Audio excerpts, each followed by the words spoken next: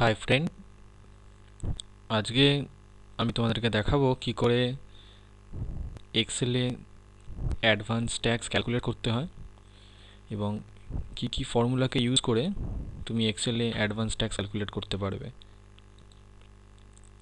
তো প্রথমে advance tax সম্পর্কে তোমাদের কিছু বলে দিই। অ্যাডভান্স ট্যাক্স কি এবং অ্যাডভান্স ট্যাক্স ক্যালকুলেট কি করে করা হয়। অ্যাডভান্স ট্যাক্স হলো প্রিভিয়াস ইয়ার আর অ্যাসেসমেন্ট ইয়ার, এই দুটোর মধ্যে প্রিভিয়াস ইয়ার, ধরে নাও তোমার প্রিভিয়াস ইয়ার 15-16 আর অ্যাসেসমেন্ট ইয়ার চলছে তোমার 16-17। যদি তোমার প্রিভিয়াস ইয়ারে ট্যাক্স লায়াবিলিটি মানে যত টাকা তোমাকে ট্যাক্স দিতে হবে, ট্যাক্স লায়াবিলিটি অ্যামাউন্ট যদি 10,000 অথবা 10,000-এর বেশি হয়, তখন তোমাকে তোমার যে ট্যাক্স লায়াবিলিটি যে অ্যামাউন্টটা হবে সেটা অ্যাডভান্স ট্যাক্সে পেমেন্ট করতে হবে। এটা অ্যাডভান্স ট্যাক্সের দুজনের, একটা আছে নন কর্পোরেট আর একটা হচ্ছে কর্পোরেট। তুমি যদি ইন্ডিভিজুয়াল হও সেক্ষেত্রে একটা প্রসিডিওর রয়েছে, আর তুমি যদি নন কর্পোরেট না হয়ে যদি কর্পোরেট কোনো সংস্থা থাকে তাদের ক্ষেত্রে অ্যাডভান্স ট্যাক্স দেওয়ার একটা আলাদা প্রসিডিওর রয়েছে। তো তোমরা দেখতে পাচ্ছ অলরেডি এখানে আমি অ্যাডভান্স ট্যাক্সের একটা স্ল্যাব অলরেডি বানিয়ে রেখেছি, যেখান থেকে তুমি দেখতে পাবে যে 4টে স্টেপ রয়েছে। যদি এখানে কর্পোরেট হও, কর্পোরেটের ক্ষেত্রে 15 জুনের আগে 15%, 15 সেপ্টেম্বরের আগে 30%, 30 ডিসেম্বরের আগে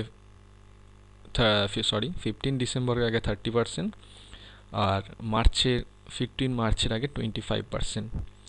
নন কর্পোরেটের ক্ষেত্রে ফার্স্টেরটা 0, সেকেন্ড থেকে 15 সেপ্টেম্বর থেকে 30, 40%। তো এইভাবে তোমাকে তোমার যে অ্যাডভান্স ট্যাক্স লায়াবিলিটি যেটা হবে সেটা তোমাকে পেমেন্ট করতে হবে।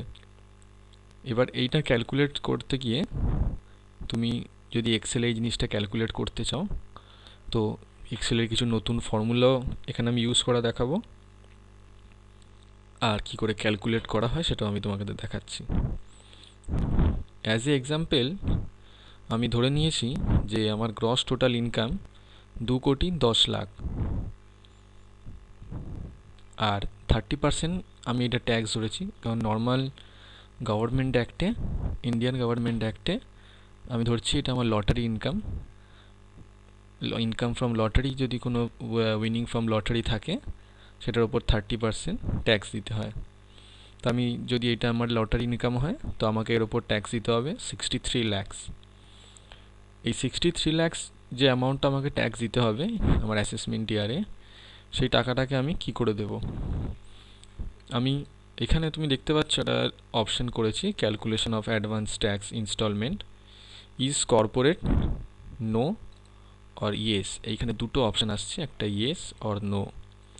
যদি কোনো কর্পোরেট হয় সেক্ষেত্রে আমি এখানে ইয়েস সিলেক্ট করতে পারবো, আবার যদি কর্পোরেট না হয় আমি নো সিলেক্ট করতে পারবো। আমি এই ফর্মুলাটাকে ইউজ করার জন্যে ডেটা ভ্যালিডেশন ইউজ করেছি, যেটা তোমরা আমার আগের কোনো ভিডিও থেকে দেখতে পারবে। এটার ফর্মুলা আমি আগের ভিডিওতে দিয়েছি কি করে ডেটা ভ্যালিডেশন করতে হয়। জাস্ট আমি একবার তবুও দেখিয়ে দিচ্ছি। ডাটাতে গিয়ে ডাটা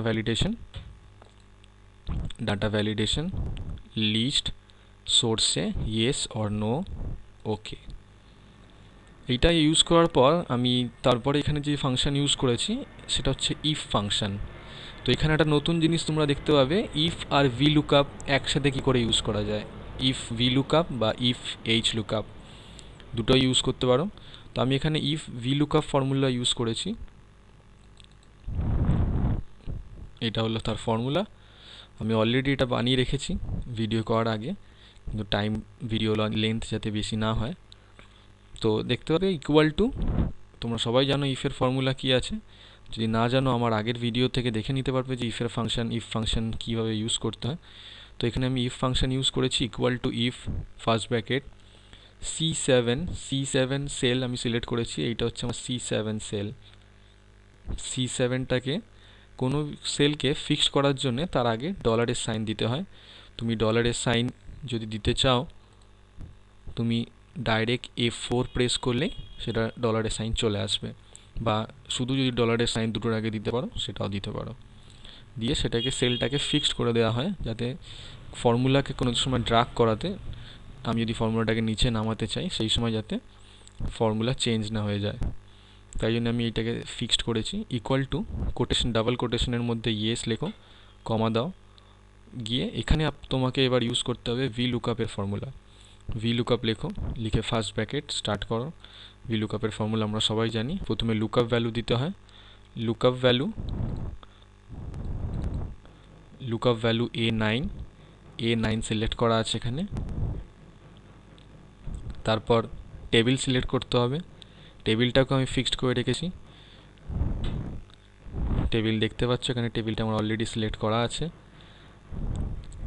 কলাম আমি সিলেক্ট করেছি 2, কারণ আমি এই টেবিলের 2 নম্বর থেকে লুকআপ করব ভ্যালুগুলোকে। আর ফলস মানে হচ্ছে এক্স্যাক্ট যেই ভ্যালুটা এখানে থাকবে সেই ভ্যালুটাই আমি দেখতে চাইছি। ব্র্যাকেট ক্লোজ, আবার কমা দিয়ে আবার ইফ ফাংশন ইউজ করে আবার C7 সেল সিলেক্ট করো, যেই সেলটা ইয়েস নো করবে। এবার যদি নো হয়, যদি কর্পোরেট না হয় সেক্ষেত্রে নো, কমা ভি লুকআপের আবার ফর্মুলা ইউজ করেছি A9 লুকআপ ভ্যালু, এইটা লুকআপ করবে, কমা দিয়ে F7 থেকে H10, এখানে আমি যে টেবিলটা ইউজ করেছি সেই টেবিলটা পুরোটা এইটা হচ্ছে পুরো টেবিলটা। এই টেবিলটার আমি এখানে 3 লেখার মানে হচ্ছে আমি 3 নম্বর কলাম যেটা আছে সেই 3 নম্বর কলামটাকে আমি সিলেক্ট করেছি, এখান থেকে ভ্যালু লুকআপ হবে। আর ফলস দিয়েছি মানে এক্স্যাক্ট ভ্যালু যেটা সেটা আমি জানতে চাইছি। এরপরে জাস্ট যতগুলো ব্র্যাকেট ওপেন হয়েছে ক্লোজ করো, ক্লোজ করে এন্টার, তো অটোমেটিক্যালি তোমার যে ফর্মুলা ওটা চলে আসবে। এবার যদি ফর্মুলাটাকে তুমি যদি প্রত্যেকটা সেলে আনতে চাও, এটাকে ধরে জাস্ট এরকম করে নামিয়ে দাও, ফর্মুলা প্রত্যেকটায় চলে আসবে। পার্সেন্টেজ তো এখানে চলে এলো। পার্সেন্টেজ চলে আসার পরে আমাকে অ্যামাউন্টটা বের করতে হবে যে এত পার্সেন্ট হলে তাহলে 63 লাখের কতটা আমাকে দিতে হচ্ছে। তাই জন্য এখানে সিম্পল ফর্মুলা ইউজ করা হয়েছে, কিচ্ছু না, জাস্ট এখানে ক্লিক করো, দেখো B4 সেলটাকে সিলেক্ট করে রেখেছি আমি। B4 মানে এইটা, আমি এটার পার্সেন্টেজ করছি, তাই জন্য এই সেলটা ইন্টু B10 বলতে এই সেলটা 30%। 30%-এর সিম্বল অলরেডি দেওয়া আছে, তাই জন্য আমাকে আর এখানে পার্সেন্টেজের সিম্বল আমাকে ফর্মুলা দিতে হয়নি। দিয়ে জাস্ট তুমি এন্টার প্রেস করো, তো তোমার ফর্মুলা এখানে রেডি হয়ে যাবে। আর এখানে যখনই তুমি এটাকে ইয়েস করবে অটোমেটিক্যালি তোমার পার্সেন্টেজও চেঞ্জ হয়ে যাবে, নো করলে পার্সেন্টেজ চেঞ্জ হয়ে যাবে আর অ্যামাউন্টও চেঞ্জ হতে থাকবে। তো এই ইফ ফাংশনের মধ্যে ভি লুকআপকে ইউজ করে তুমি এখানে অ্যাডভান্স ট্যাক্স ইনস্টলমেন্ট কী থাকবে, কর্পোরেট আর নন কর্পোরেট দুটোই তুমি ক্যালকুলেট করতে পারবে একই সিট থেকে।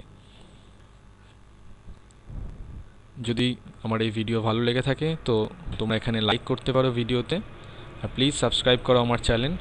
আরও এক্সট্রা যত নতুন ভিডিও হবে আমার সব ভিডিও তোমাদের কাছে আপডেট থাকবে। Thank you.